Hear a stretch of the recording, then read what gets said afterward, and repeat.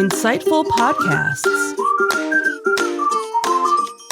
by informative hosts.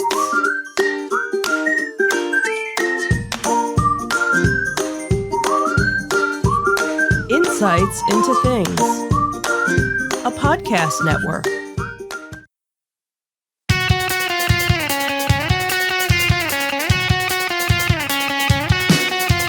Welcome to Insights into Entertainment, a podcast series taking a deeper look into entertainment and media. Your hosts, Joseph and Michelle Whalen, a husband and wife team of pop culture fanatics, are exploring all things from music and movies to television and fandom. Welcome to Insights into Entertainment. This is episode 121, If You Build It. I'm your host, Joseph Whalen, and my loving and inspiring co-host, Michelle Whalen. Hi, everyone. How you doing today, dear? I'm doing okay. How are you? I'm doing okay. Anything exciting this week? Ooh, dentist appointment. Oh, wow. Good for you. Well, for the child. Oh, yeah. Yeah, that was today. Oh, an orthodontist. So, woo. Right. But I even get to go to the dentist. But you know what? This week was better than last week because she wasn't at band camp this week. That is true. Actually, got to see her a little bit more, and she's at band now, but at least it's not band camp. It's just regular band. So that's not what we're talking about today. It's not. No, well, it is, and we've already talked about it. Okay, so. On to the next. So what we are talking about today in our Disney Detective, will Disney Genie have guests spend less time in line? I'll believe it when I see it. Then the Beauty and the Beast stage show reopens at the studios. And in our Tales from the Edge of the Galaxy, what is Batuuese and where do you need it? Plus, how Taika Waititi's Star Wars movie will differ from Ragnarok. And for our entertainment news, did Disney accidentally solve Hollywood's biggest problem? And will they really come if you build it? Yes, they will. By the busload, as a matter of fact. And as always, we'll finish up with our insightful picks of the week before some afterthoughts. But before we do that, I would invite our audience to subscribe to the podcast. You can get audio versions of this podcast listed as Insights into Entertainment. You can get video versions of the podcast listed as Insights into Things. We're available pretty much anywhere you can get a podcast: Google, Apple, Spotify, Stitcher, Amazon, and so forth. I would also invite our audience to write in, give us your feedback, tell us what we're doing right, what we're doing wrong, suggestions, feedback on shows that are coming up in your area so we can cover a more geographically diverse group of shows that we talk about in our afterthoughts. Yep. You can email us at comments@insightsintothings.com. We're on Twitter at insights_things. You can get us at Facebook at facebook.com/insightsintothingspodcast or Instagram at instagram.com/insightsintothings, where you can get links to all of our social media and contact information on our website at insightsintothings.com. Are we ready? Sure. Here we go.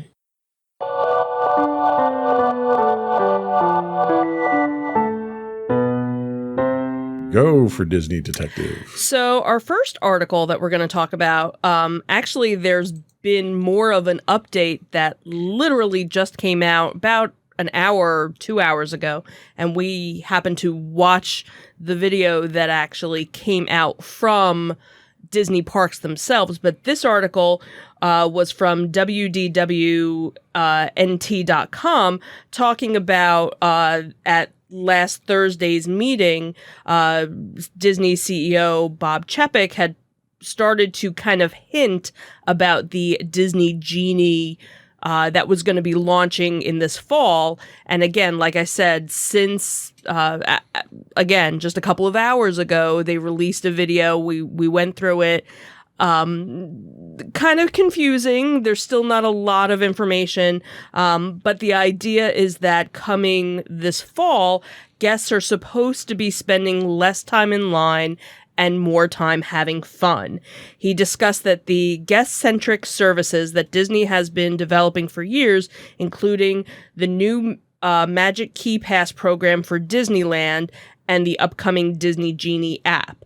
He also noted that it would be more easily and effective to navigate everything that the parks had to open. And again, more details would soon be coming out. And again, we did see some of that. The idea of it is this Disney Genie. And from what we saw on the video, basically, it's going to give you a suggestion as to what time to go to a certain ride.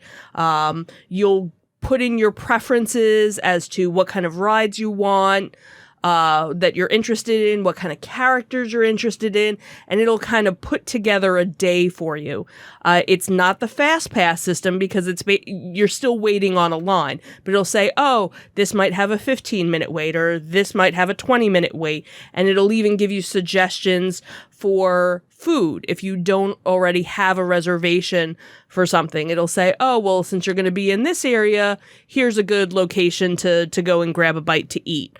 And then on top of that, because again, this is the complimentary service, on top of that, there's going to be the paid service, which is the Disney Genie Plus, and that will actually tell you, hey, if you want to go on this ride, click here, and you basically make a reservation, and it might be within the next 20 minutes or so. And when you click on that, then you have to go over to that ride. Now, again, they didn't talk about pricing on this because then there's also the Lightning Lane as well, which is another add-on service. And that almost sounded like a la carte, really, service where it was like a specific ride you would pick to do the Lightning Lane service for that. The one interesting with the Genie Plus that we saw in the video was that Photo Pass was going to be included with that. So that's that almost makes it a little worth it. If you're the type of person that likes to get those special photos taken by the Disney photographers, or now a lot of the rides have special photos as well. So again, we have to wait and see. I think you said you saw an article where it talked about it would be $20. Yeah, so I read an article on CNN that went into a little bit more detail with it. Mm-hmm. So they had mentioned that Disneyland, it was going to be $15. They didn't say what the duration, per day, per ticket, per whatever. They didn't say that. So Disneyland was listed as $15. Mm-hmm. Disney World was listed as $20.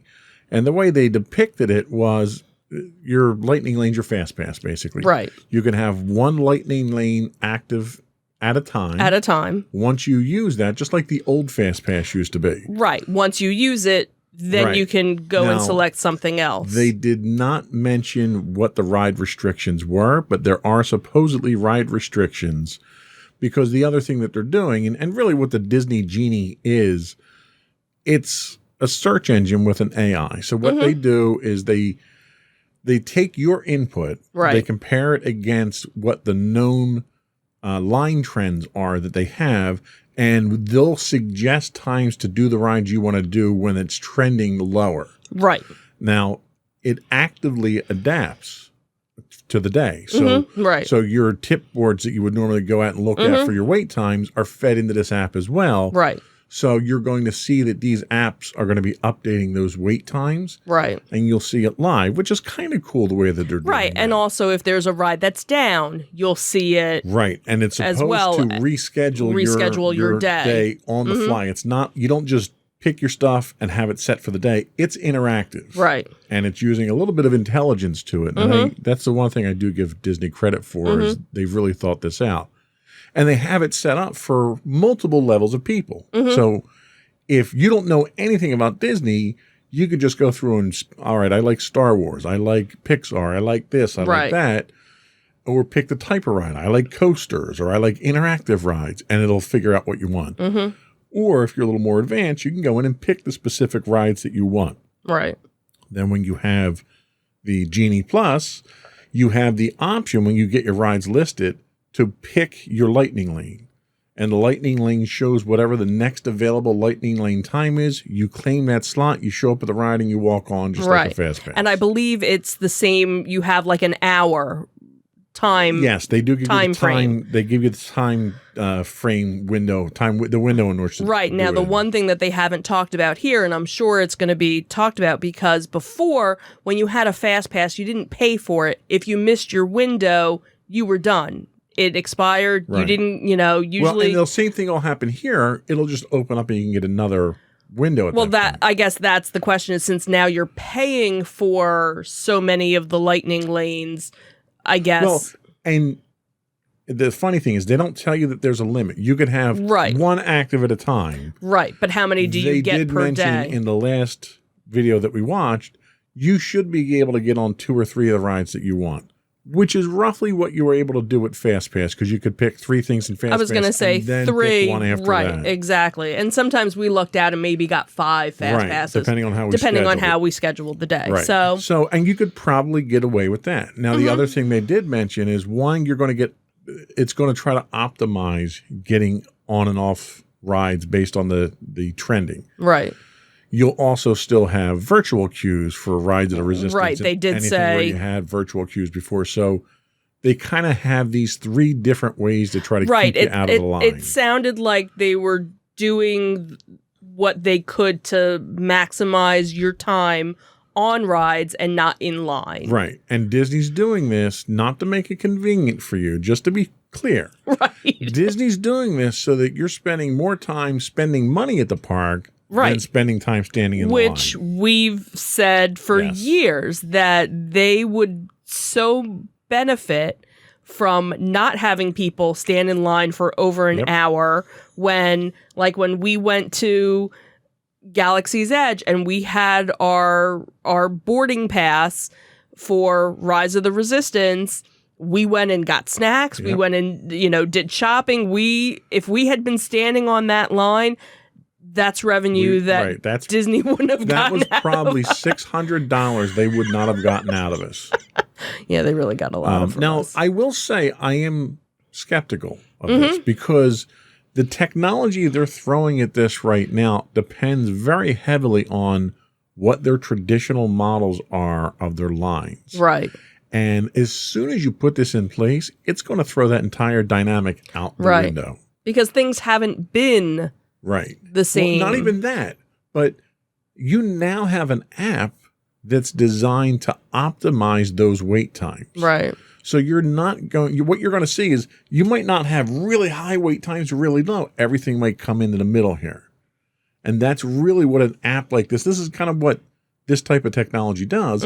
Is it's designed to throw away those highs and lows, and then average you out into the middle there. So there's like a 15 to 20 minute wait for everything across the board, which isn't terrible. I would be okay with that. I will mention, in every video that I've watched on this so far, at no point in time was Peter Pan's ride ever appearing in that app. I guess we know it's never going to. Because as soon as the rope drops, there's a 90-minute wait for Peter Pan. It'll be interesting to see. Well, and again, we're not planning a trip anytime soon. So if this is coming out, I'm guessing probably for October. Probably for the 50th anniversary of Magic Kingdom, so we can let all the bugs and everything.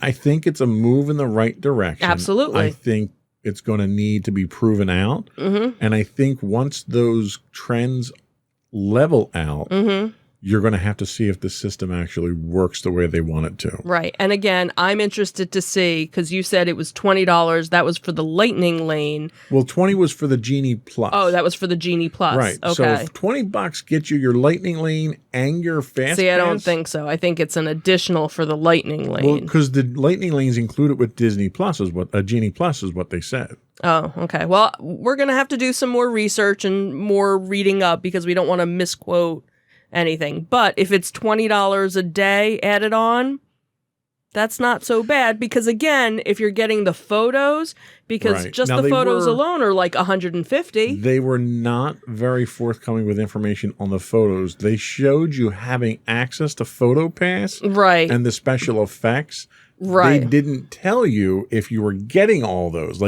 You could take a picture, because one of the other things the article on CNN mentioned was you're going to have an augmented reality. The Snapchat filter, basically. Right. So you'll have the ability to pull up your camera through the app itself. Right. And get some Mickey of these filters. or the right. Whether or not that is photo pass like we know it or not is another story. Right. So again, a lot to kind of digest and a lot to and there's a lot out. that's come out on this already from multiple sources, all having a different piece of the puzzle. Right. Like. So stay tuned. We'll probably have more at some point in time. And as another sign that things are trying to get back to normal, we have a show coming back. This was kind of good news again. So the Beauty and the Beast live stay show that occurs at Disney's Hollywood studio has now come back as well.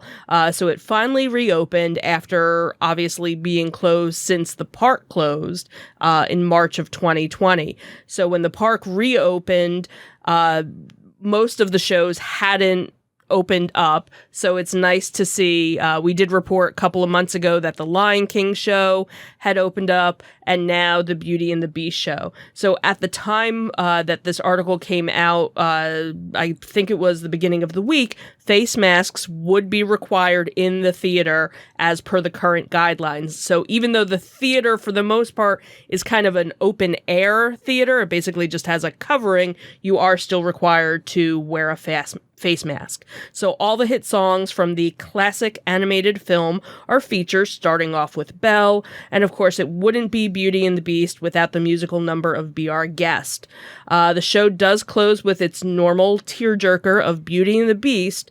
The finale, the only change that was noticed in the show was Belle and Prince Adam skipping their kiss in favor of a more physically distanced farewell. So no kissing. High five. High five. Elbows.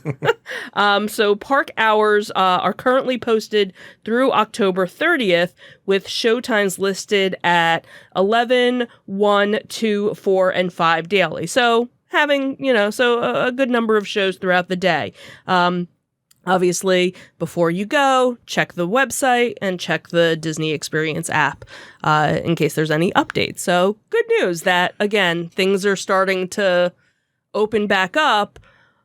Unfortunately, the COVID numbers are going up as well. And one of the other articles that I happened to see that I didn't throw in was talking about, because unfortunately the COVID numbers going up, a lot of people are actually canceling their reservations. So the occupancy level at a lot of the resorts was up to about 95 for the resorts that are open. Because again, not all of the resorts are open just yet, but now they're starting to see a drop with people that are deciding not to travel. So it'll be interesting to see how things kind of go the next, couple of weeks, couple of months even. So it is nice to see them bring this back. This is probably one of my more favorite stage shows that they have. One of mine as well. Because it does a very good job of capturing the essence of the movie itself. In a quick 20-minute show. Yeah. The only dig I've ever had is that it's not an air-conditioned theater. Yes. So I can't imagine how the folks in costume survive on stage in the summer. There. Yeah. So lots of ice, I'm sure. Yes, because they don't even air-condition the stage, do they? I don't think so. Yeah, I'm sure there's some cooling mechanism in, in their costume. I don't know. We'll have to ask friends of ours that are former cast members that might know. So that was all we had for our Disney Detective. We're going to take a quick break, and we'll be right back with our Tales from the Edge of the Galaxy.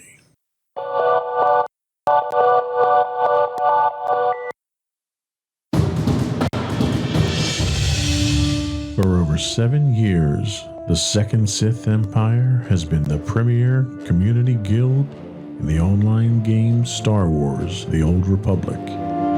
With hundreds of friendly and helpful active members, a weekly schedule of nightly events, annual guild meet and greets, and an active community both on the web and on Discord. The Second Sith Empire is more than your typical gaming group. We're family. Join us on the Starforge server for nightly events such as operations, flashpoints, world boss hunts, Star Wars trivia, guild lottery, and much more. Visit us on the web today at www.thesecondsithempire.com.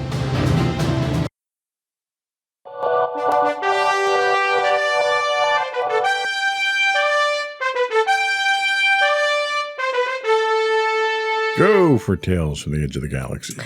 So, if you say "till the spire" in a normal conversation, you'll probably get some pretty strange looks. Say it at Black Spire Outpost in Star Wars Galaxy's Edge, and, well, you'll still probably get some really strange looks.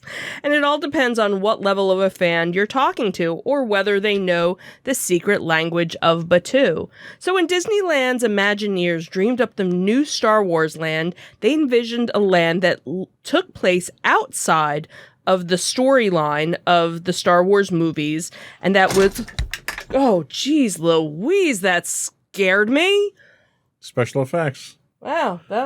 Okay. I got remote control monitors.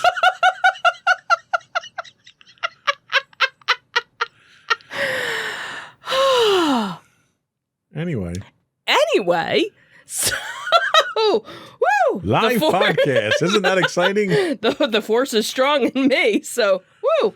So when they envisioned a land that took place outside of the storyline of the Star Wars movies that was contemporary to Star Wars The Force Awakens, but wasn't contingent on any of the action in the older or still to come movies. So that meant that they couldn't rely on many of the franchise's beloved characters to create a true sense of Star Wars-ness. So what they could kind of tap into was that the galaxy far, far away had a vast and as of yet unexplored reaches. So they invented a planet that no Star Wars fan had ever been to, and a planet with a village that serves as a trading outpost for local Batuuens. Is that... Batuuens, and visitors from a galaxy far, far away as maybe Frontierland. So what the Imagineers actually envisioned first was actually Tatooine. But when then CEO Bob Iger, according to the Star Tours episode of Behind the Attraction, kind of nixed it in favor for theming it to kind of the seventh Star Wars movie, which at the time didn't even have a script yet. So that's when the whole brand new land came into being, and the Imagineers didn't just want to invent a storyline and two rides to put you inside of some of the iconic pieces of the Star Wars property. So they basically created this whole area, but they also wanted to create a language. So cast members in the galaxy speak Batuuese. Is that what we said? Batuuese. So not to be confused with Arabish, which is the written language of the land. So if you are in Batuu, you would say bright suns, which means a good morning, or rising moons, which is good afternoon or good evening. Or may the spires keep you, which is a phrase of well wishes. Or if you say till the spire, which is a goodbye. Or a data pad, which is your cell phone. Or if you would say ignite the spark, that's how you would greet people in the resistance who then reply, light the fire. Kind of sounds like a pshoo.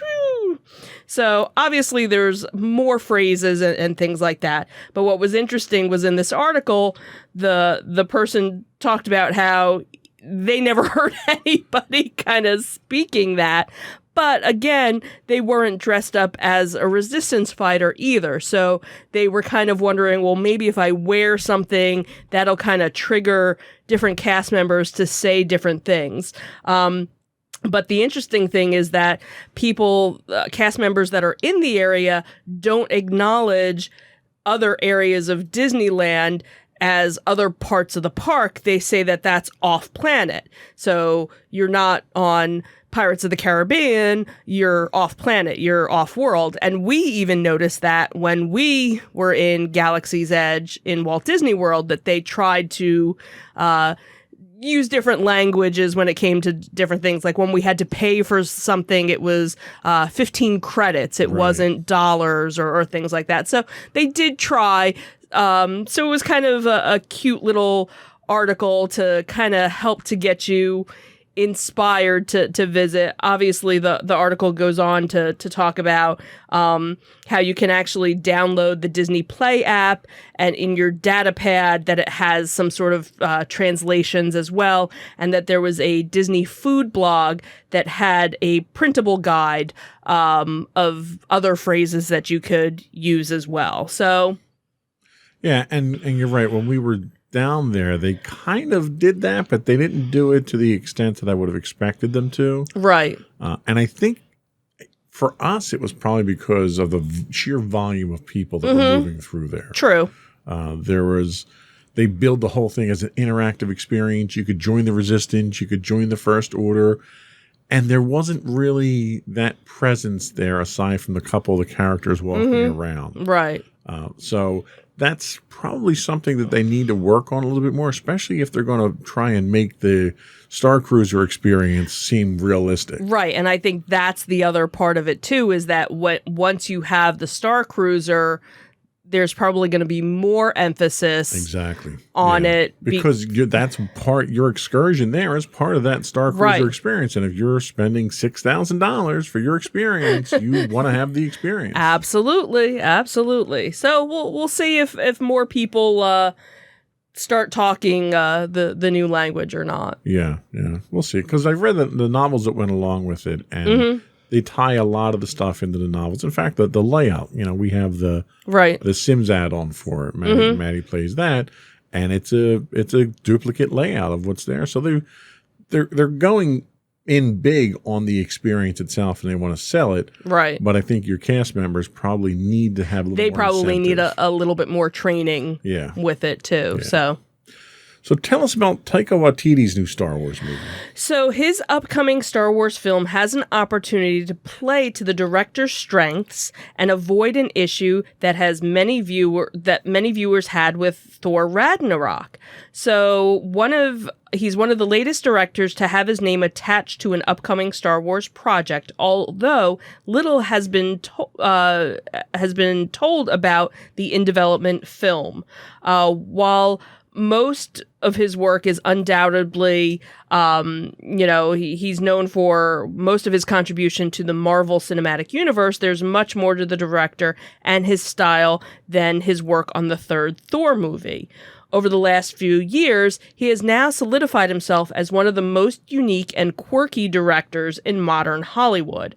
After earning acclaim with 2014's What We Do in the Shadows, he went on What We Do in the Shadows. I was waiting for that. He went on to direct Hunt for the Wilder People and then Jojo Rabbit in 2019, both of which featured the director's trademark fusion of offbeat humor and emotional drama.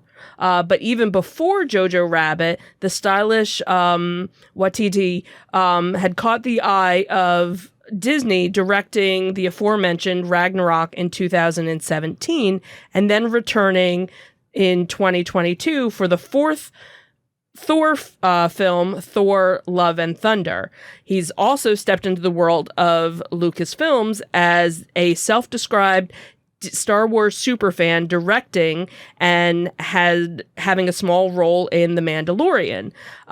So now, again, we know that he's developing one of the newer Star Wars movies. When he was asked, if his trademark style would be incorporated, he said, "I tend to go down that little sincerity alleyway in my films. I like to fool the viewer into thinking, it's it. And then them going, oh, darn it, you made me feel something." So the answer seemed to imply that he tends to take the viewer on a ride that will bring out a genuine emotion and perhaps even tug at the heartstrings. So if true, his Star Wars film might very well avoid one of the biggest criticisms of Thor Ragnarok, which is the tendency to undercut genuine emotional moments for the sake of a gag or a joke. So in Thor Ragnarok, it's easily the most comedic of the MCU's films, almost completely eschewing the grandiose sense of scale and drama that was found in the first two Thor movies. Obviously, in our opinion, the third one was probably the best one Well, yeah, better than the second at least. You couldn't be worse than the first two, I think. So, yeah. So while this approach has helped to make the film a financial successful crowd pleaser, many viewers who follow his work notice that the director's skillful blend of comedy and drama was largely missing. So the MCU's entry might have had a visual flourish and a great sense of humor, but his true strength as a filmmaker weren't employed to their full potential. However, if he was given the freedom to indulge in the emotional drama missing from Ragnarok in the new Star Wars film, it's entirely possible that the acclaimed filmmaker could craft an emotional, resonant, deeply moving, and uniquely special entry into the long-running franchise.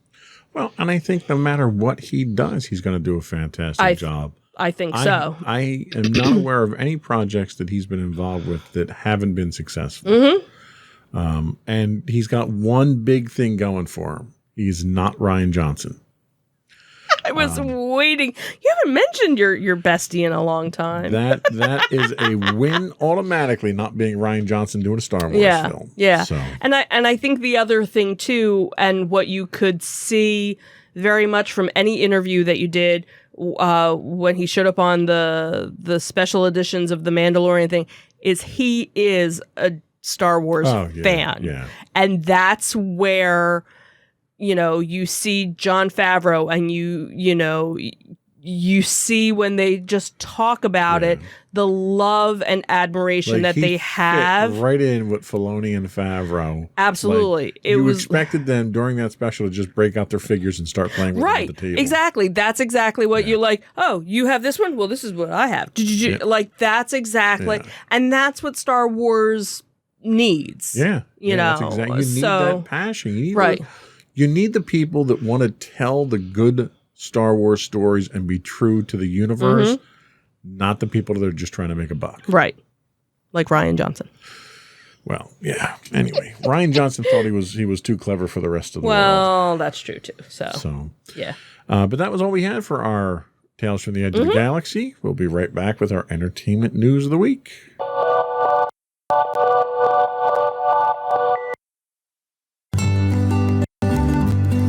Insights into Teens, a podcast series exploring the issues and challenges of today's youth. Talking to real teens about real teen problems. Explore issues from braces to puberty, social anxiety to financial responsibility. Each week, we talk about the topics concerning today's youth. We look at how the issues affect teens, how to cope with these issues, and how parents, friends, and loved ones can help teens handle these challenges. Check out our video episodes on youtube.com/insightsintothings. Catch our audio versions on podcast.insightsintoteens.com or on the web at insightsintothings.com.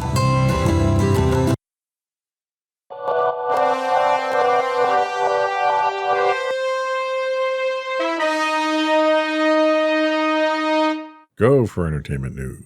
So will Disney accidentally solve Hollywood's biggest problem? Probably not. So from thefool.com, this article popped up and it was talking about how it's probably not the way that Walt Disney scripted it out, but when it comes to solving Hollywood's film distribution problem, it seems as if all roads lead to the House of Mouse. So Free Guy was the latest Disney movie to hit theaters this past weekend, and it's approaching distribution in an entirely different way from the entertainment giant's recent releases. Disney is also being sued by Scarlett Johansson, the star of this year's highest-grossing multiplex release. So Disney didn't plan Free Guy's distribution strategy. It also obviously didn't want to trade legal fisticuffs with the Black Widow star, especially since another movie deal has come undone as a result of this standoff. However, as unintentional as these events may be, it could be the reason there's a projector light at the end of the movie production tunnel. So since August of last year, Disney's approach to its planned theatrical releases has taken one of two paths. Its biggest potential blockbuster hits at the time, they were available through Disney Plus's Direct Access for anyone willing to shell out $29.99 for unlimited streaming access to the new release. So Black Widow, Cruella, and Jungle Cruise have gone this route, and it's not a surprise that they're the studio's 3 top grossing films of 2021 in the US market. These films will also be available to all Disney Plus subscribers 3 months after their theatrical premiere. The balance of the Disney slate has either been pushed out to a later release date or just dropped into Disney Plus for the platform's existing subscribers. And that's what we saw with Soul and most recently Luca. So Free Guy is breaking this mold in that it's Disney's first Disney-owned release and more than a year to play exclusively in the theater.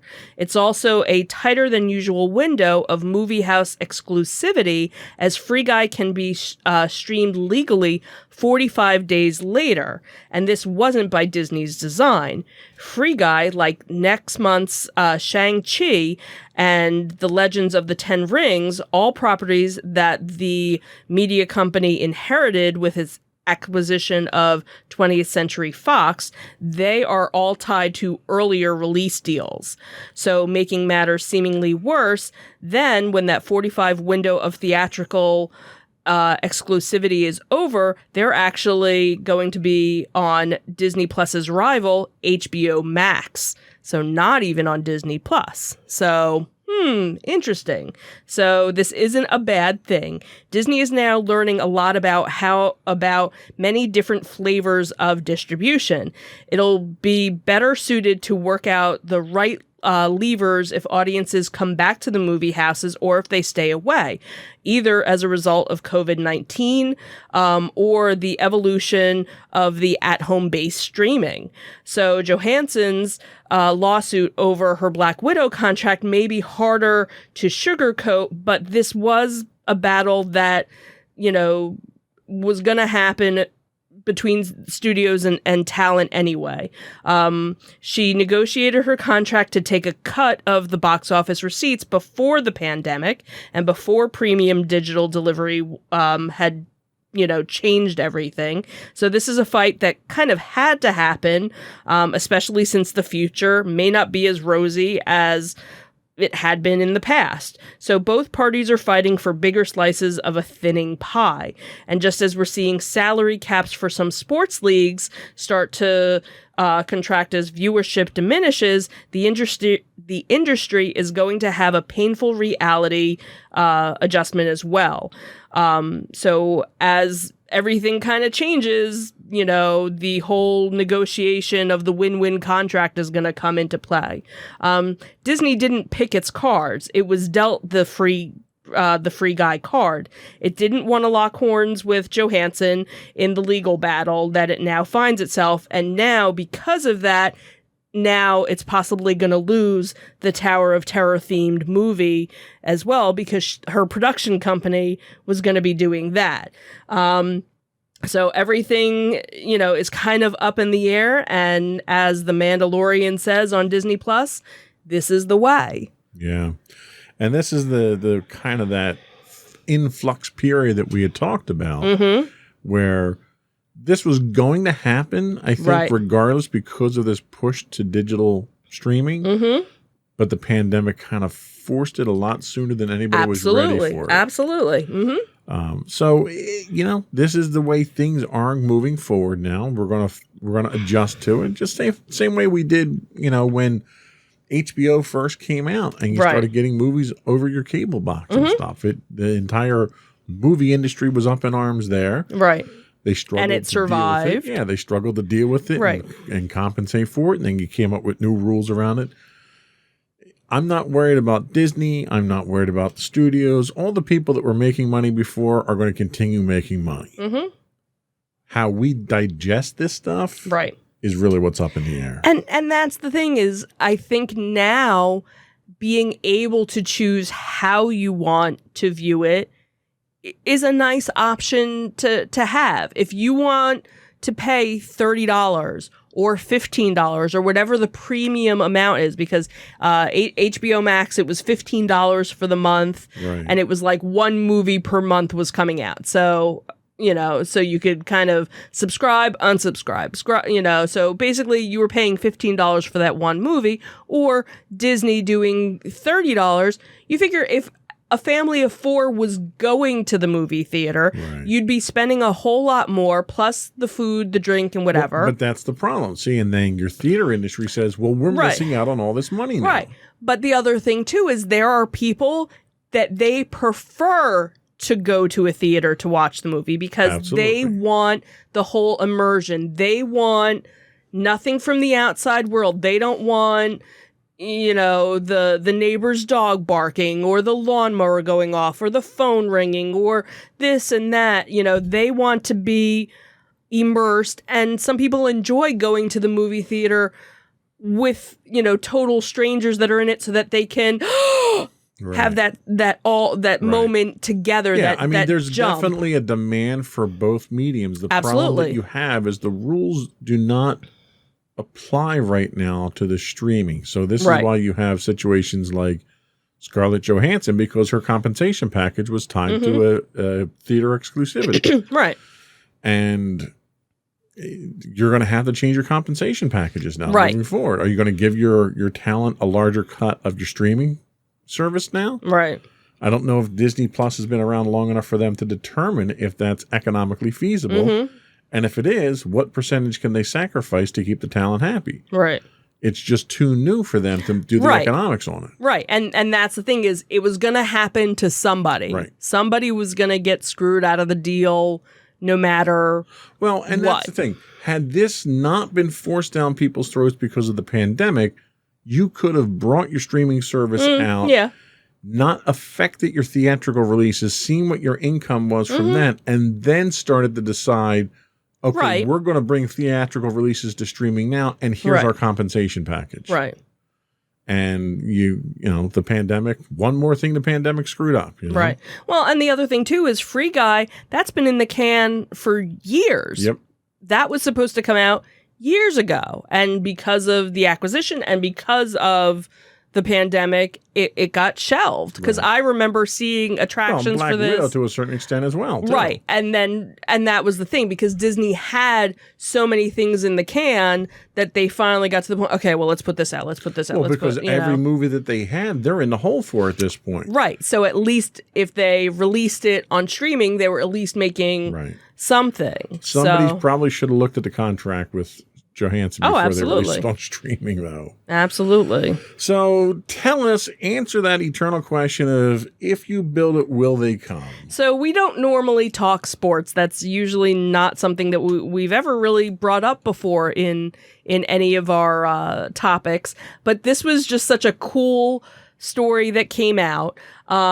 So in Iowa, a bus carrying the New York Yankees through the cornfields, blanketing the serene, rolling farmland of northwest Iowa. One of the players noticed a difference from the usual arrival in the next city.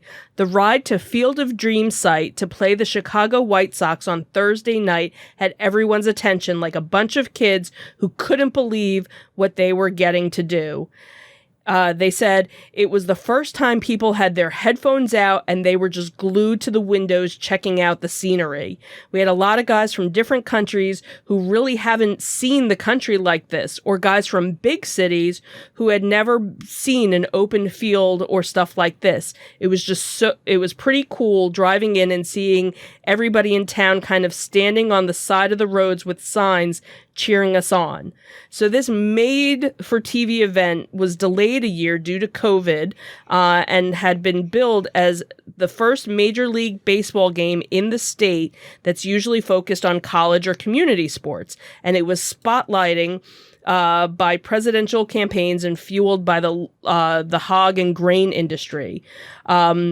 So Aaron Judd, I believe, was yes. Sorry. Yeah, Aaron Judge. I knew that. Had said that it provided for a pair of picture-perfect images, launching 2 long drives into the corn stalks. Tim Anderson hit his 8th homer of the game and a 2-run liner in the 9th inning that lifted the White Sox over the Yankees in a 9-8 thriller. Anderson delivered a Hollywood ending too, circling the bases as fireworks exploded. So what if it was more of the natural than Field of Dreams? The commissioner of baseball actually had said that this would not be just a one-time visit.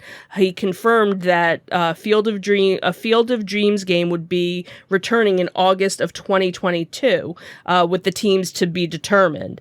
So the made-from-scratch stadium was built to hold 8,000 fans to watch the White Sox and the Yankees play in one of the most anticipated mid-August games in history. And it was actually placed not too far from where the actual diamond was for the 1989 film starring Kevin Costner.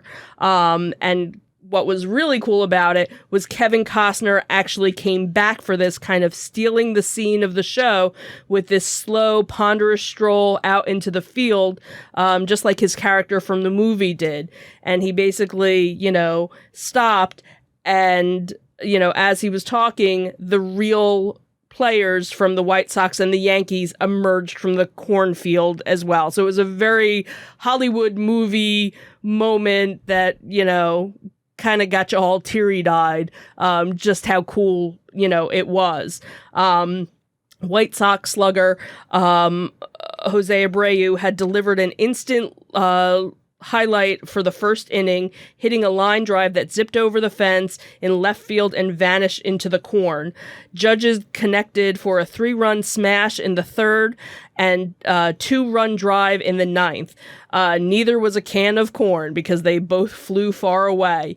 So there were rows upon rows of corn between the two fields. In fact, in the same spot where Shoeless Joe Jackson and his pals appeared and disappeared during the film, the players were talking about, as a kid, you always wanted to go and visit, and here they actually had the opportunity to do it.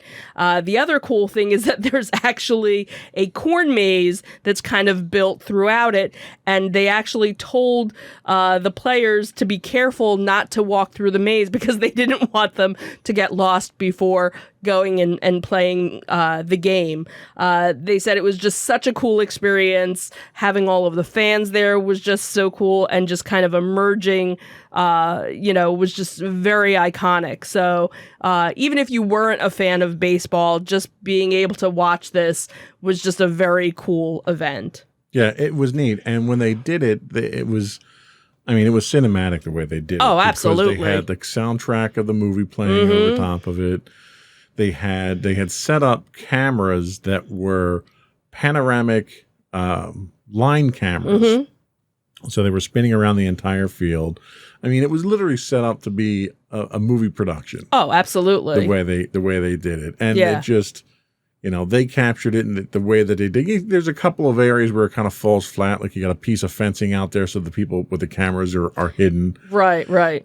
But they came out in the vintage uniforms. Right, and that added to it, as well. And it was just a gorgeous, gorgeous venue. Literally, it's a stone's throw from the actual field from the movie. When they do, kind of an aerial shot, you can actually see the original field, which is still there. And that's what's kind of cool, too, is that field is still there as well. So yeah, and what was really interesting was they built this field.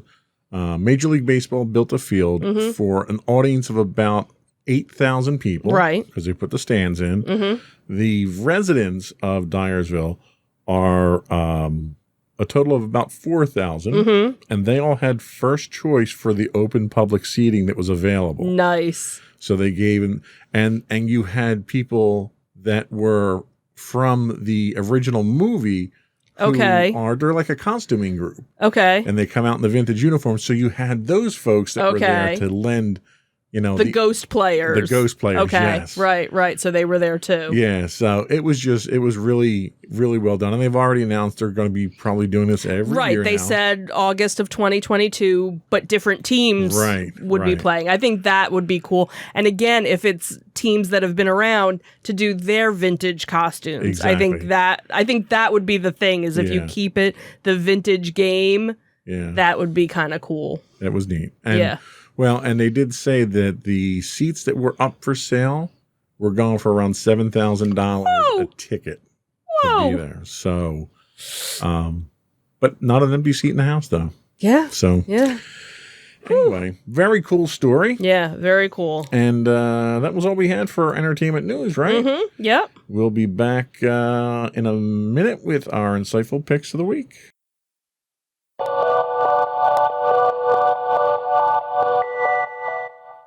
Go for your insightful pick.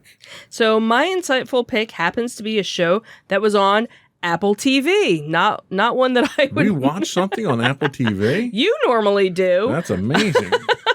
But it was a show that I had heard about, and then once I heard that it was going to be on Apple TV, I was like, oh, we got to renew our subscription so I can watch this. And it is called Schmigadoon. So 2 New York doctors, Melissa and Josh, go on a backpacking trip in an attempt to patch up their failing relationship, only to find themselves still arguing. They get lost and soon discover a magical town called Schmigadoon, which is perpetually trapped in a Golden Age-style musical, and soon learn that they cannot leave town until they find true love, which they thought they already had. So it's a very interesting take on the 1940s movie musical, Broadway musical style. But yet the two of them are, in current day fashion, where everybody that they encounter in the town, they don't know what a cell phone is. They don't know what a movie is. So they keep trying to, kind of inform the townspeople of things that they're used to. Like they're both doctors. Well, in this area of town, there's only men doctors, and the women are nurses, and the women are the school teachers, and, that whole 1940s thing. So it's interesting because the character of Melissa, she's a fan of of the musicals, so she kind of picks out, oh, this person is like from Carousel, and this person is like from The Music Man, and so she's kind of using her knowledge of Broadway shows to kind of help navigate to try and get them to finally leave the town, where Josh is like totally against it. He's like, I'm not going to sing a song. And it was like, no, you have to sing a song. If you don't sing a song, we're not going to be able to get to the next, the next scene or something. And of course, in the end, they hopefully find true love, because of course they kind of left it with a little cliffhanger. Do they actually leave or don't they? So at this time, I don't know if it's been renewed for a second season. They could totally do one. But if they kind of left it as a one and done, it would work as well. So if you're a fan of the quirky, Broadway musical type thing, or even if you're not, because they poke fun at it too. So it's something I think if we went back and you watched it with me, I think you'd have a good laugh at it too. So. Okay. Good pick. Thank you.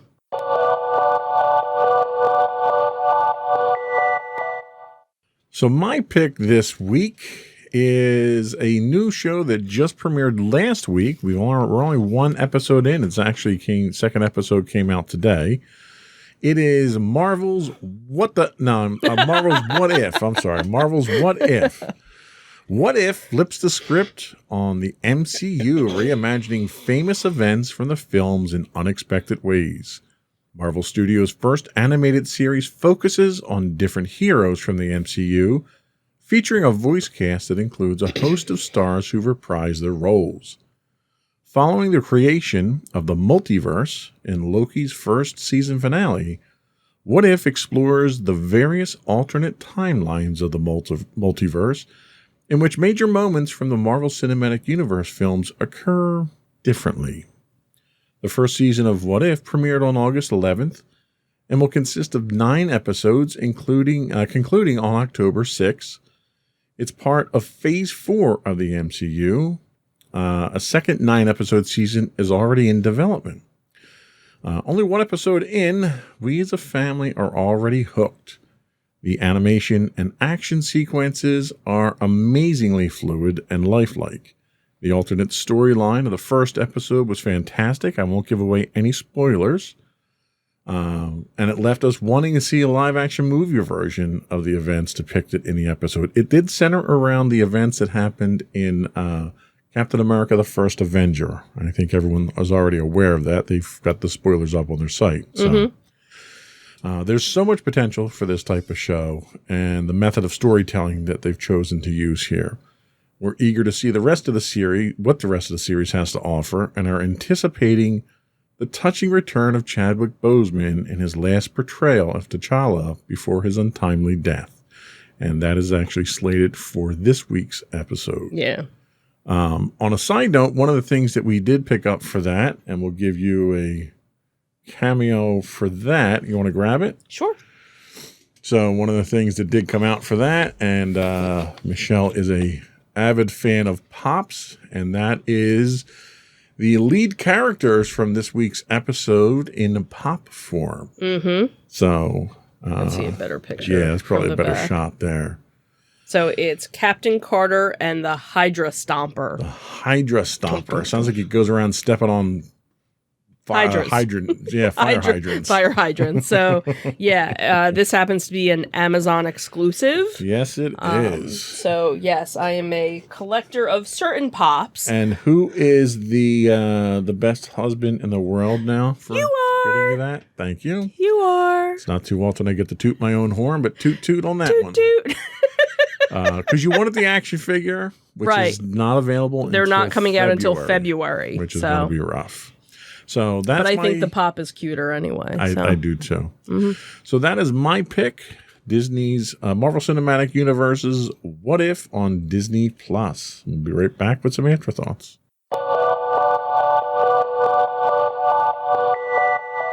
So, what are we after thinking today? So, again, as we had mentioned, if you have local shows in your area that you want us to give a shout out for, please let us know so we can put them into our notes. So, we have the Carnival of Collectibles, which will be September 11th at it's a free toy show that's at the Carnival of Collectibles. Again, that's a very unique, interesting shopping experience all on its own. So with a little toy show added, not a bad day.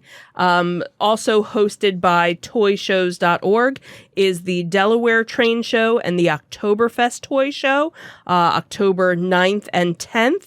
That's the one that is held in Newcastle, Delaware at the Nur Shrine Center, one of our favorite locations to go to for the toy show. And then September 25th and 26th at the Greater Philadelphia Expo Center. RetroCon. Another fan favorite of ours that's done very well. Lots of retro toys and collectibles. Some new stuff shows up there as well. Lots of Pops usually. They usually have the 501st is usually there with a little setup. And they do have a couple of celebrities that show up. A lot of costuming groups. That's where your G.I. Joe costuming group shows up. Right. Couple of vehicles are usually there. A-Team van is there. Right. Yeah. So a couple of different celebrities are there. Last time they had Gil Gerard there from Buck Rogers. Right. And they do a couple little panels too. So not huge. Mm-hmm. So it'll be interesting to see how they handle it. I think Sunday they do a costume contest, and I think Saturday they do a retro t-shirt contest or something. If you go to their website, there's more information, and as it gets closer, we'll give a little bit more out. Then this past weekend, you had the one Monster Mania, but then in September, the 24th through the 26th in Hunt Valley, Maryland, will be Monster Mania 47, and then October, moving to Oaks for the first time, is Monster Mania 48, which would be very interesting to see because it's not a venue that they normally hold it at. Unless it's 120 degrees and they do it out in the And they do it lot. outside, so completely different. And then the first weekend of October, also at the Greater Philadelphia Expo Center, is Brickfest. So if you have little ones or you are into Legos, this is a very cool event to go and see. You know who's into Legos? Who's into Legos? Yvette Nicole Brown. Oh, is she? Yeah. You going to invite her? She got one for her birthday that she posted on Twitter. You are such a name dropper. You're so funny. Well, you should tell her, hey, why don't you come to Philly?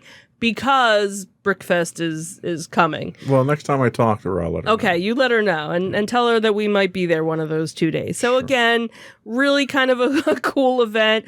Hard to find Legos are usually being sold there along with current ones. And, you know, displays from the tiniest little thing up into big, giant, you know, huge Star Destroyer displays. Yep. And that's it for now. It was a life-size Star Destroyer, too. Yes, it was. Yes, if you were really small. A really small Lego guy. So anyway, that's all we got. We'll, I guess once we get into September, we'll rotate into the next. Yeah, we do have we're some almost... December stuff to... we have November and December. November and December, yeah. We're running out of time in this year. Oh, my God. So anyway, I think that was it, right? Before we go, I would once again invite our listening and viewing audience to subscribe to the podcast. You can get audio versions of this podcast listed as Insights into Entertainment. Video versions are listed as Insights into Things on Apple Podcasts, Spotify, Google, Stitcher, iHeartRadio, TuneIn, and anywhere you can get a podcast these days. I would also invite you to write in, give us some feedback, give us some shows that we can plug for you in your area too. You can email us at comments@insightsintothings.com. You can find us on Twitter at insights_things. We're on Facebook at facebook.com/insightsintothingspodcast. You can find us on Instagram at instagram.com/insightsintothings. Audio versions of this podcast can be found on the web at podcast.insightsintoentertainment.com. You can find video versions of our podcasts at youtube.com/insightsintothings. We do stream 5 days a week on Twitch, YouTube, and a few other places. On Twitch, we're at twitch.tv/insightsintothings. If you are an Amazon Prime subscriber, you do get a free monthly Twitch Prime subscription. We would greatly appreciate it if you subscribed to our podcast on Twitch. And if you forgot any of those links or just want to go to our main site that has links to every place else, you can find us at insightsintothings.com. That's it. Another one in the books. Have a good week, everyone. Bye. Bye.